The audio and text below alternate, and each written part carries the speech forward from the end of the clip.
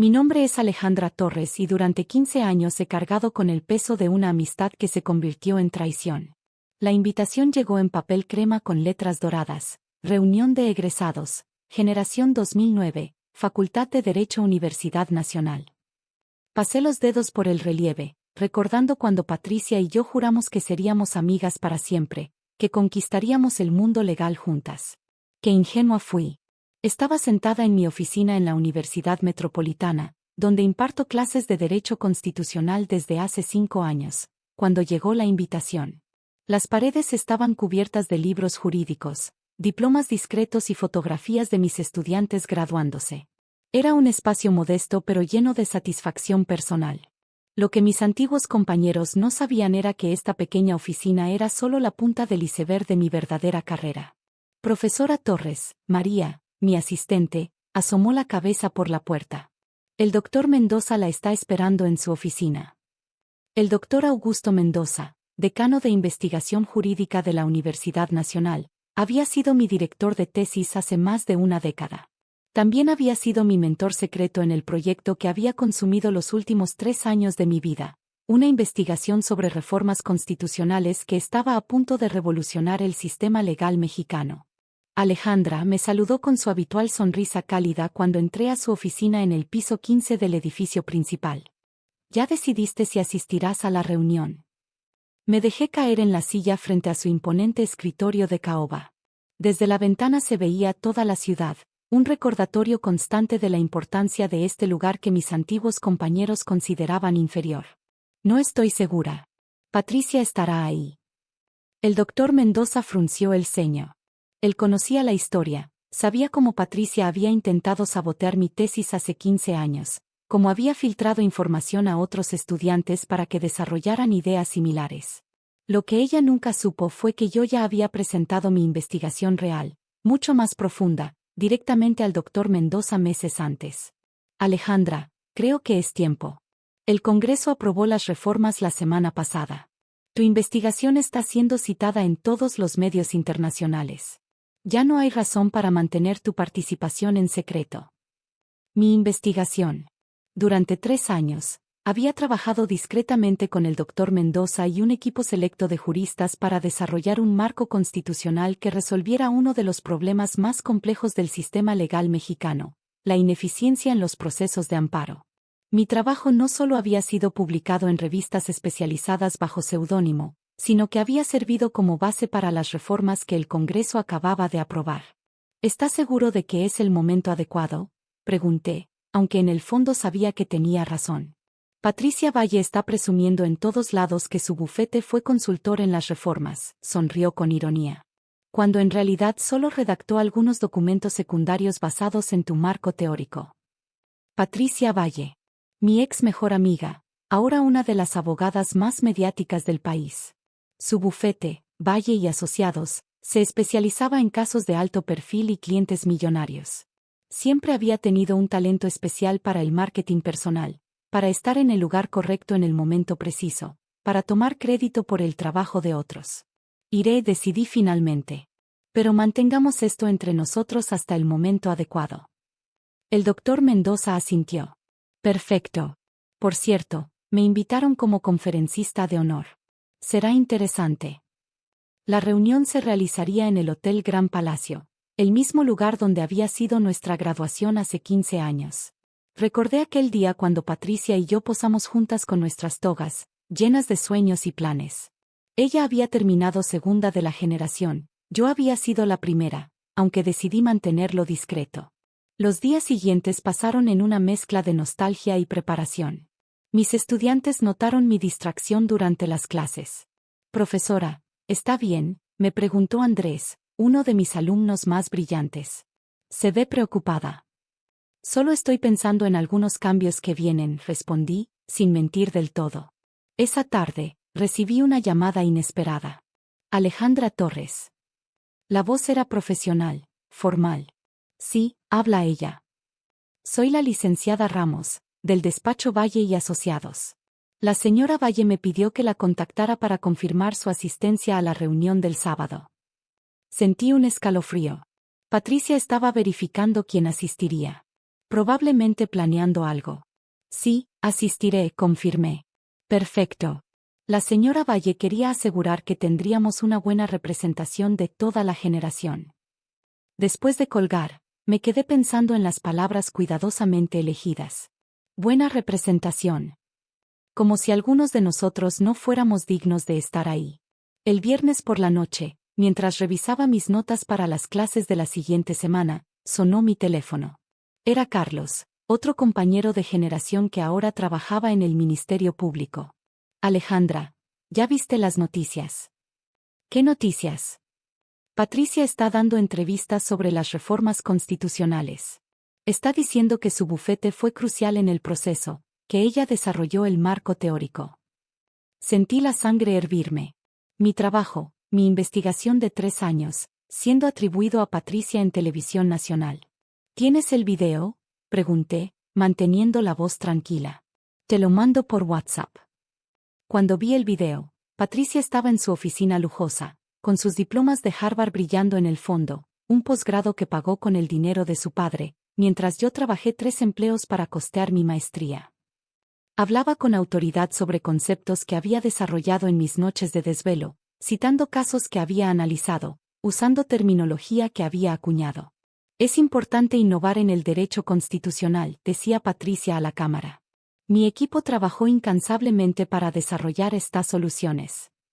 Apagué el video. Era suficiente. El sábado llegó más rápido de lo esperado. Me puse un vestido azul marino, elegante pero discreto, y los aretes de perlas que mi abuela me había heredado. Mientras me maquillaba, pensé en todos los sacrificios que había hecho para llegar a donde estaba.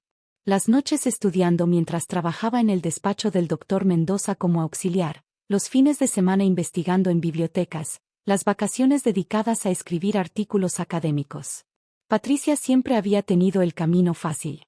Su padre era socio de un bufete prestigioso, su familia tenía conexiones, nunca tuvo que preocuparse por el dinero. Pero siempre había sentido que tenía que competir conmigo, que necesitaba demostrar que era mejor. Llegué al hotel a las 6 de la tarde. El salón principal estaba decorado con los colores de la universidad. Fotografías de nuestra generación colgaban de las paredes. Vi rostros familiares, algunos envejecidos, otros prácticamente iguales. Todos vestidos con sus mejores galas, mostrando sus éxitos de la última década y media. Alejandra, mi volti para ver Laura, una compañera que ahora trabajaba en derechos humanos. Su abrazo fue genuino, cálido. ¿Cómo has estado? Escuch que estás enseñando. Sí, en la Universidad Metropolitana. ¿Y tú? ¿Cómo te va con la ONG? Muy bien, aunque no puedo cuidarme. No tengo el éxito de Patricia, por supuesto, Rio. ¿Ya la viste? Está en la mesa principal, con el comité organizador. Busque con la mirada hasta encontrarla. Patricia estaba radiante en un vestido rojo que probablemente costaba más que mi salario de 3 meses. Su cabello rubio, teñido, por supuesto, estaba perfectamente peinado, y gesticulaba animadamente mientras hablaba con un grupo de admiradores. Dicen que su bufete está manejando el caso de corrupción más grande del año, continúa Laura. Y ahora con esto de las reformas constitucionales, está en todos lados. Así parece, murmur. Durante la primera hora, logro mantenerme en la periferia, saludando a viejos conocidos, escuchando historias de éxito y fracaso. Algunos me preguntaban sobre mi trabajo, y cuando mencionaba que enseñaba derecho, las reacciones variaban desde respeto hasta una lástima mal disimulada. Enseñar debe ser muy relajante, comentó Roberto, quien ahora era juez federal. Nada del esters de la práctica privada. Tiene sus recompensas, respondí sin elaborar. El doctor Mendoza legó alrededor de las 7. Los 6 entrar con su presencia imponente, inmediatamente rodeado por exalumnos que querían saludarlo.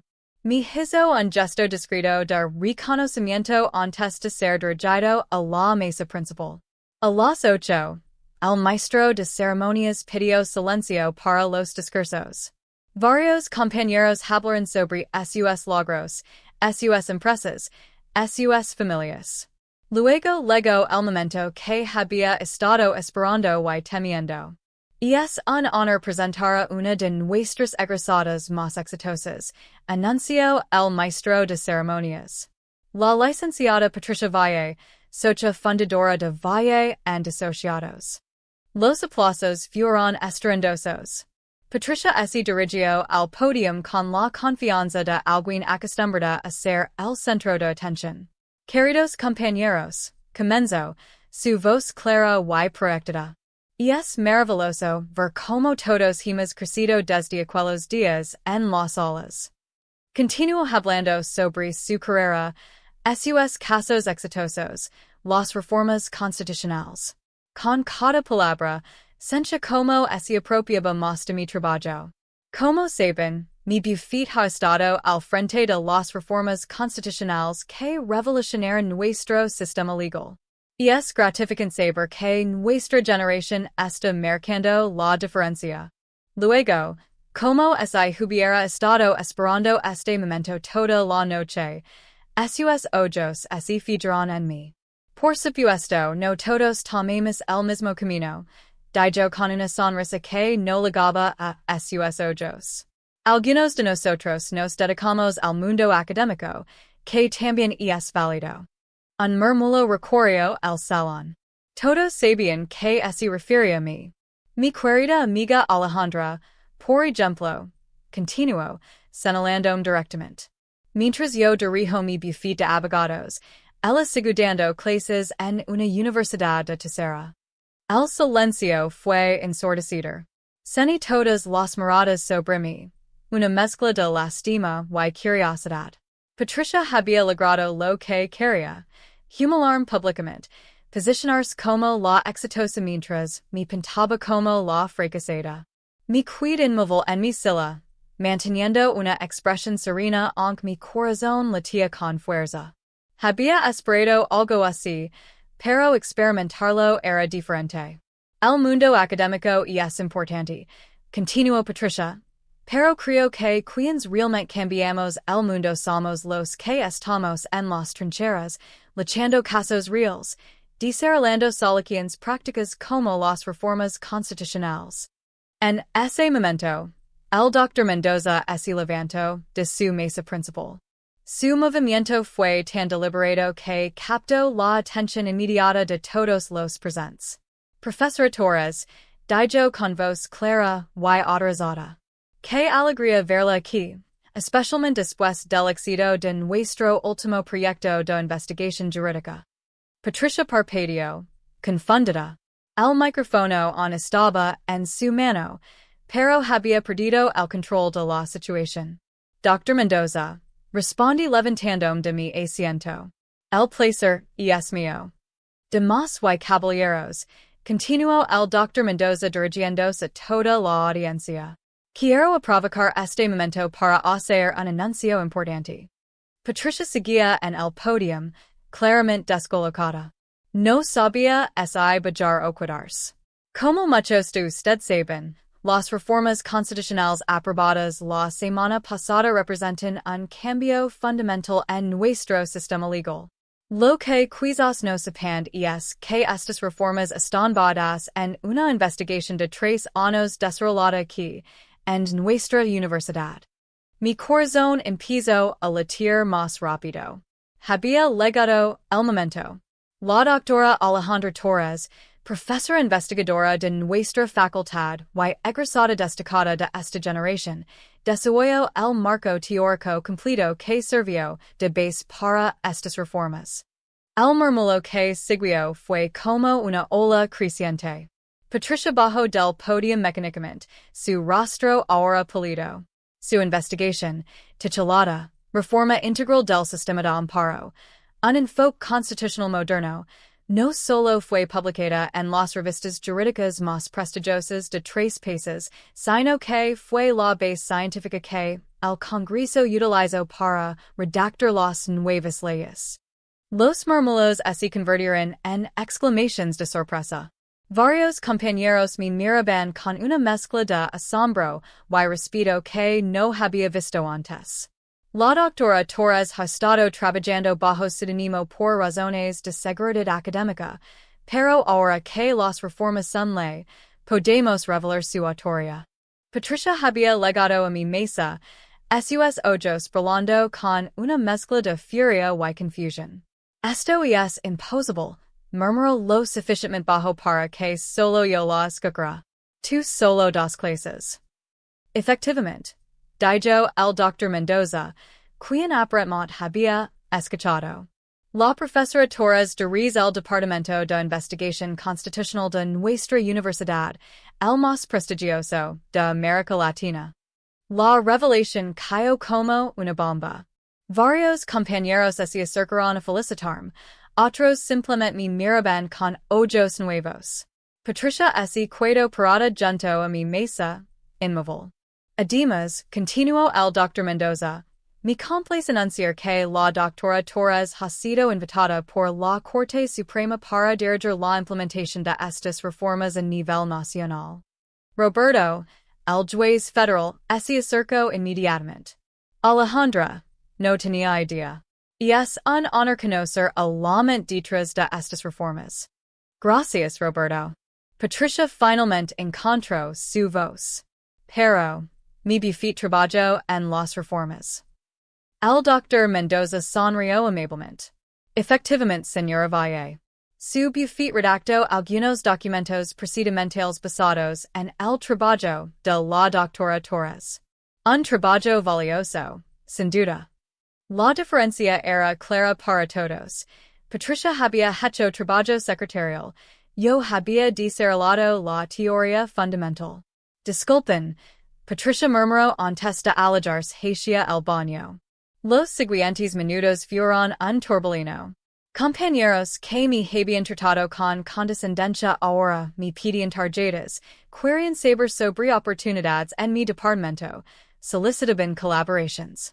Alejandra, Laura me tomó del brazo. ¿Por qué nunca dijiste nada? No era el momento adecuado, respondí. Hasta ahora. Carlos se acercó con una sonrisa enorme. Ahora entiendo por qué siempre fuiste tan reservada sobre tu trabajo. Esto es increíble. Cuando Patricia regresó del baño, había recuperado algo de su compostura, pero su confianza anterior había desaparecido. Se acercó a nuestro grupo con cautela. Alejandra, su voz sonaba forzada. Felicidades por tu trabajo. Gracias, Patricia. Quizás podríamos colaborar en el futuro. Mi bufete tiene mucha experiencia práctica. Antes de que pudiera responder, el Dr. Mendoza se unió a nosotros nuevamente.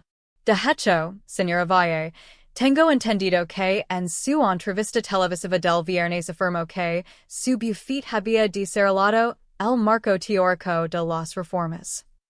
Patricia palideció. Bueno, participamos en el proceso. Ciertamente. Aunque me pregunto si estaba al tanto de que reclamar autoría falsa de investigación académica constituye una violación ética que debe ser reportada al Colegio de Abogados. El silencio fue sepulcral. Patricia miró a su alrededor, buscando apoyo, pero todos los rostros reflejaban una mezcla de incomodidad y desaprobación. Dr. Mendoza, intervine. Estoy segura de que fue un malentendido. Patricia simplemente estaba orgullosa de la participación de su bufete. Patricia me miró con sorpresa. Después de haberme humillado, yo la estaba protegiendo. Por supuesto, murmuró. Fue un malentendido. El resto de la noche transcurrió de manera muy diferente a como había comenzado. Fui el centro de atención, no Patricia. Compañeros que habían ignorado mi carrera académica ahora querían conocer detalles de mi investigación. Recibí ofertas de trabajo, invitations a conferencias, propuestas de colaboración. Patricia se retiró temprano, con la excusa de una llamada urgente a un cliente. Antes de el Dr. Mendoza me apartó. ¿Cómo te sientes? Extraño, admití. Durante años me acostumbré a trabajar en las sombras. Ya era hora de que salieras a la luz. Tu trabajo Maurice reconocimiento. ¿Qué pasará con Patricia? Nada, si no vuelve a reclamar crédito por trabajo ajeno. Pero su reputación en el medio académico quedó bastante dañada. Al salir del hotel, me crucé con Patricia en el estacionamiento. Estaba sola, junto a su BMW, hablando por teléfono de manera agitada. No entiendes, decía. Ella estuvo trabajando en secreto todo este tiempo. Sí. Ella fue quien desarrolló todo. Cuando me vio, colgó rápidamente. Alejandra. Patricia. ¿Por qué nunca me dijiste? La pregunta me tomó por sorpresa por su simplicidad. ¿Cuándo habría sido apropiado? ¿Después de que intentaras sabotear mi tesis? ¿Después de que filtraras mi investigación a otros estudiantes? O tal vez después de que pasaras 15 años tratándome como una fracasada. Patricia bajó la mirada. Yo lo siento. Siempre pensé que siempre pensas que eres mi competencia. Que si no te hacía ver mal, nunca podría destacar. Era la primera vez en 15 años que Patricia mostraba algo parecido a la vulnerabilidad. Patricia, nunca fuiste mi competencia. Cada una eligió su camino. Tú elegiste el éxito público y mediático. Yo elegí el trabajo profundo y significativo. Ambos son válidos. Pero tú cambias las leyes del país. Y tú ayudaste a implementarlas. Sin befits como el tuyo, mi investigación habría quedado solo en papel. Patricia levantó la mirada, sorprendida por mi generosidad. ¿Podríamos empezar de nuevo? Podemos ser colegas profesionales, respondí cuidadosamente. Pero la amistad requiere confianza, y esa se construye con tiempo. Asintió lentamente. Entiendo. Patricia, una última cosa. Sí. La Universidad Metropolitana no es de tercera. Es donde se desarrollan las ideas que cambian el mundo. La próxima vez que quieras menospreciar algo, asegúrate de conocer la historia completa. Los meses siguientes trajeron cambios dramáticos. Mi nombramiento como directora de implementación de las reformas se hizo oficial. El gobierno me asignó un equipo de 20 juristas y un presupuesto de 50 millones de pesos para supervisar la transición. La Universidad Metropolitana fue designada como el Centro Oficial de Estudios Constitucionales del país.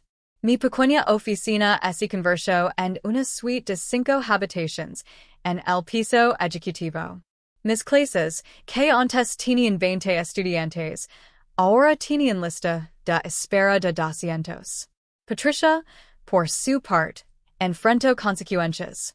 Su entrevista televisiva había quedado grabada, y cuando se reveló la verdad, varios medios hicieron comparaciones embarazosas. Perdió 3 clientes importantes y tuvo que emitir una disculpa pública. Sin embargo, 3 meses después de la reunión, recibí una llamada suya. Alejandra, ¿podríamos almorzar? Except, curioso por lo que tendría que decir. Nos encontramos en un café discreto en el centro de la ciudad. Patricia llegó sin maquillaje excesivo, vestida de manera más sencilla de lo que la había visto en años. Quería agradecer, comenzó. ¿Agradecer? Por no destruirme completamente aquella noche. Podrías haberlo hecho. No era mi objetivo destruir, Patricia. Mi objetivo era hacer mi trabajo. Lo sé. Y eso me hizo darme cuenta de algo importante. Que he pasado 15 años persiguiendo la fama en lugar de perseguir la excelencia. Tú persigues la excelencia y la fama te encontró. Era una observación sorprendentemente madura. ¿Y qué piensas hacer al respecto? Estoy reestructurando mi buffet. Menos casos mediáticos, más trabajo sustancial. De hecho, hizo una pausa. Me preguntaba si conoces estudiantes brillantes que pudieran beneficiarse de prácticas profesionales bien pagadas. Sonre. Conozco algunos. Y Alejandra. Estarías dispuesta a dar una conferencia en mi bufete? Para mi equipo. Sobre ética profesional. Sobre ética profesional?